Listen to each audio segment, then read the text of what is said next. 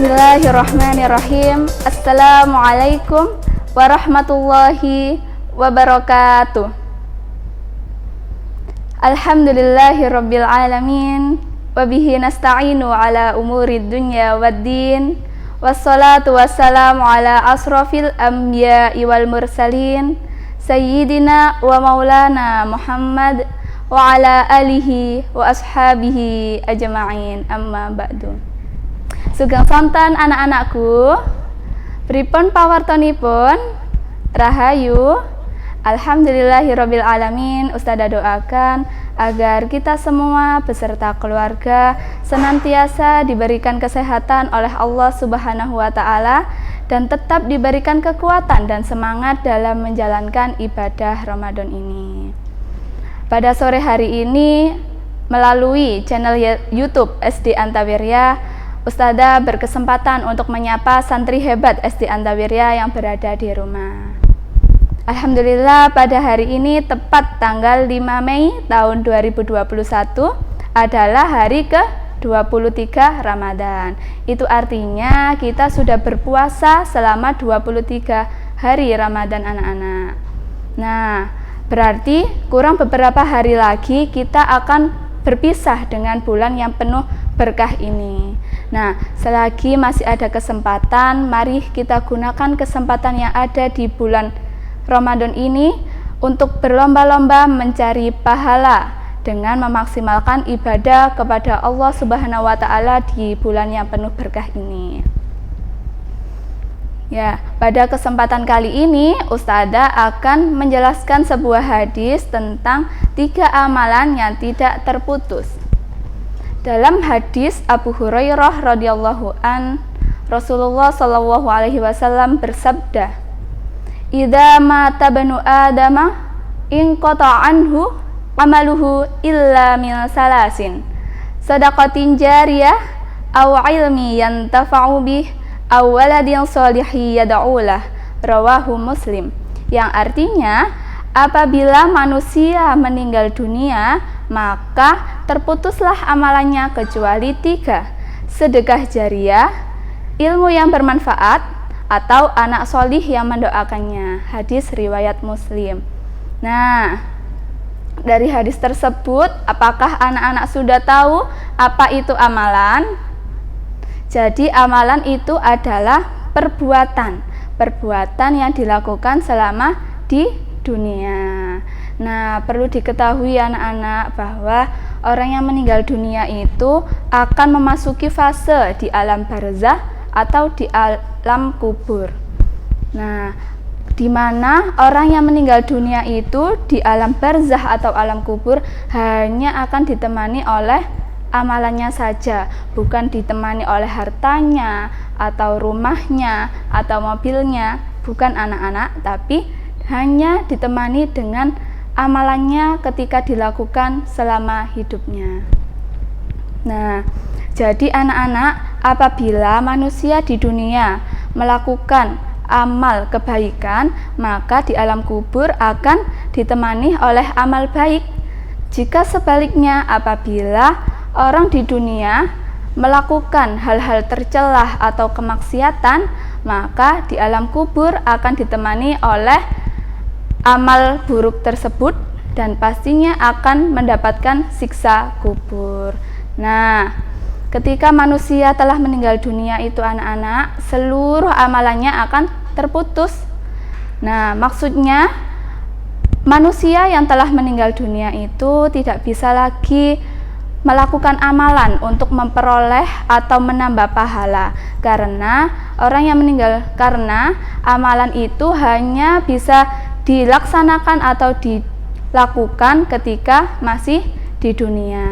Nah, dari hadis yang Ustadzah bacakan tadi ada 3 amalan yang tidak terputus. Maksudnya, apabila dari salah satu dari 3 amalan itu kita lakukan atau kita laksanakan, maka pahalanya akan terus mengalir meskipun manusia itu telah meninggal dunia. Nah, dari 3 amalan itu tadi Ustadzah akan menjelaskan satu persatu. Nah, yang pertama adalah sedekah jariah. Nah, anak-anak sudah tahu apa itu sedekah jariah? Sedekah jariah itu adalah sedekah yang pahalanya terus mengalir meskipun orang yang bersedekah itu meninggal dunia. Nah, Ustazah kasih contoh. Nah, si fulan mempunyai uang 50.000. Kebetulan di dekat rumahnya itu ada pembangunan masjid. Nah, disumbangkanlah uang 50.000 itu tadi untuk pembangunan masjid. Ketika masjid sudah dibangun dan digunakan untuk beribadah, maka pahalanya akan mengalir ke si fulan atau orang yang bersedekah meskipun si fulan ini sudah meninggal dunia. Nah, terus bedanya apa Ustazah dengan sedekah biasa atau infak? Nah, kalau sedekah biasa atau infak itu pahalanya akan berhenti mengalir apabila yang kita sedekahkan itu sudah habis atau tidak digunakan lagi. Nah, Ustazah kasih contoh. Misalkan ketika kalian bertemu dengan musafir, kalian ingin memberinya makanan untuk berbuka puasa. Nah, setelah dimakan untuk berbuka puasa, musafir ini energinya bertambah anak-anak. Nah, bertambahnya energi ini menjadikan seorang musafir ini tambah rajin melakukan ibadah sholat isya, sholat tarawih, tadarus, atau sholat tahajud. Nah, ketika musafir ini melakukan ibadah tersebut, anak-anak akan mendapatkan pahala. Tetapi ketika energinya sudah habis, maka pahala itu akan berhenti mengalir. Nah, dari dua contoh tadi, apakah anak-anak sudah bisa membedakan antara sedekah jariah dengan sedekah biasa atau infak? Pastinya sudah ya. Nah, jadi anak-anak, apabila orang bersedekah itu untuk kebaikan atau di jalan Allah, maka akan mendapatkan pahala. Jika sebaliknya, apabila orang yang bersedekah itu untuk kemaksiatan, maka akan mendapatkan dosa. Nah, itu tadi penjelasan Ustazah terkait sedekah jariah. Ustazah akan menjelaskan tentang amalan yang kedua, adalah ilmu yang bermanfaat. Nah, apa Ustazah ilmu yang bermanfaat itu? Ilmu yang bermanfaat itu adalah ilmu yang diamalkan. Ilmu yang seperti apa Ustazah? Ilmu yang dapat menjadikan seseorang melakukan kebaikan atau menjadikan seseorang semakin dekat dengan Allah. Nah, Ustazah kasih contoh. Nah, ketika Ustadz atau Ustazah mengajari kalian tentang bagaimana cara melakukan sholat dengan baik, nah, ketika kalian sudah tahu bagaimana cara melakukannya, terus menerapkan sholat itu dengan baik, maka Ustadz atau Ustazah akan mendapatkan pahala. Dan tentunya anak-anak sudah mengamalkan ilmunya untuk dirinya sendiri. Nah, ketika anak-anak sudah tahu cara melakukan sholat dengan baik dan benar, kemudian anak-anak ingin mengajari adik kalian untuk sholat dengan baik dan benar. Nah, ketika anak-anak mengajari adik kalian tentang bagaimana cara sholat yang baik dan benar, maka kalian akan mendapatkan pahala. Dan tentunya ilmu kalian itu sudah diamalkan untuk orang lain. Nah, Ustazah kasih contoh yang sederhana. Ketika kalian menjumpai teman kalian yang makan atau minum sambil berdiri, apa yang anak-anak lakukan? Pastinya kalian akan menegurnya atau memberitahukannya dengan membacakan hadis la yashrabanna ahadukum qaiman.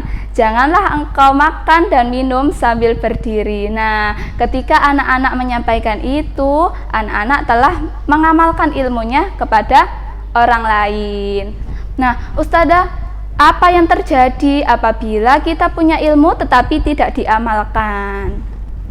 Nah, ilmu yang tidak diamalkan itu anak-anak akan membahayakan dirinya sendiri. Karena Rasulullah Shallallahu Alaihi Wasallam pernah bersabda, manusia yang paling berat mendapatkan siksa di hari kiamat adalah orang yang mempunyai ilmu tetapi tidak diamalkan. Nah, ilmu yang tidak diamalkan itu ibarat pohon yang tak berbuah. Pohon itu hanya bisa meneduhkan anak-anak, tapi sesungguhnya tidak mendapatkan banyak manfaat. Nah, itu tadi penjelasan Ustadzah tentang ilmu yang bermanfaat. Nah, Ustadzah akan menjelaskan amalan yang ketiga adalah anak solih yang mendoakannya. Rasulullah SAW pernah bersabda bahwa berbakti kepada orang tua merupakan salah satu amalan yang sangat dicintai oleh Allah Azza wa Jalla. Nah, gimana Ustadzah agar kita menjadi anak solih? Nah, tentunya kita harus berbakti kepada orang tua. Nah, misalkan ketika kalian diperintahkan oleh orang tua untuk misalkan masih dalam hal kebaikan ya anak-anak ya, pastinya anak-anak harus segera melaksanakannya. Misalkan ketika anak-anak disuruh menyapu, maka segeralah menyapu. Jangan bilang Allah mah bentar mah. Jangan bilang gitu anak-anak, nanti akan melukai hati orang tua kita. Nah, kalau hati orang tua kita kecewa, maka Allah akan marah kepada kita. Nah, terus dengan cara apa lagi Ustadzah kita berbakti kepada orang tua? Pastinya kita selalu harus ingat untuk mendoakan orang tua kita setelah melakukan sholat. Nah, masih ingat apa bunyinya doa untuk kedua orang tua? Ustadzah bantu ingatkan. Jadi doa untuk kedua orang tua adalah seperti ini: Allahumma ufirli dunubi wali walidayya warhamhuma kama rabbayani shoghira. Nah, itu tadi doa untuk kedua orang tua anak-anak. Nah, setelah melakukan sholat, maka jangan lupa untuk mendoakan orang tua kita agar orang tua kita diberikan kesehatan, diberikan umur yang bermanfaat, diberikan rezeki yang lancar, dan diberikan kebahagiaan. Nah, gimana Ustadzah caranya berbakti kepada orang tuanya yang sudah meninggal? Nah, ada yang tahu? Nah, cara berbakti kepada orang tuanya yang sudah meninggal itu adalah dengan mendoakannya minimal setelah melakukan sholat dengan mengirimkan surat Al-Fatihah yang ditujukan kepada orang tuanya yang sudah meninggal dunia. Nah, dan jangan lupa memohon kepada Allah agar orang tua kita ditempatkan di sisi terbaik di samping Allah Subhanahu wa Ta'ala. Nah, perlu diketahui anak-anak, doa yang dipanjatkan oleh anak yang berbakti kepada orang tuanya yang meninggal akan mengalirkan pahala kepada orang tuanya di alam kubur dan tentunya akan meneranginya di alam kubur. Nah, itu tadi penjelasan dari Ustadzah terkait 3 amalan yang tidak terputus. Nah, semoga kita semua dapat memanfaatkan waktu dengan sebaik mungkin untuk beribadah kepada Allah dan melakukan amal kebajikan semaksimal mungkin sebelum ajal tiba, karena sejatinya semua adalah milik Allah dan semua akan kembali kepadanya. Nah, semoga penjelasan Ustadzah tadi dapat bermanfaat untuk kita semua. Sekian yang dapat Ustadzah sampaikan. Semoga kita diberi kesempatan untuk bertemu di lain kesempatan. Ustadzah akhiri, wallahul muwafiq ila aqwamit thoriq. Assalamualaikum warahmatullahi wabarakatuh.